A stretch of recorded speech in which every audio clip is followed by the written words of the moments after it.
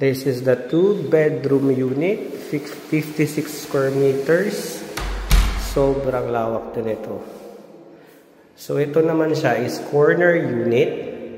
Ayan, may view ka pa. Ayan, sobrang lawak ng living room. Complete fixtures na rin sa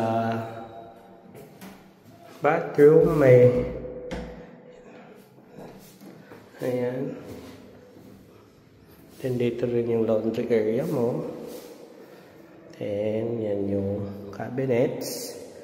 First bedroom here. Ayan. Sobrang lawak. Ito yung master's bedroom natin. Kasi may sarili siyang bathrooms. Ayan, sobrang lawak niya. Ang ganda ng view. Ayan.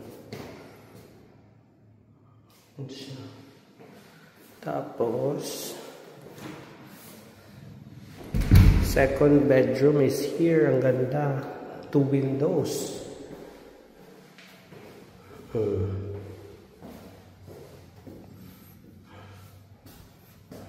Ayan. Sobrang ganda. This is a 2-bedroom unit again. 56 square meters corner area.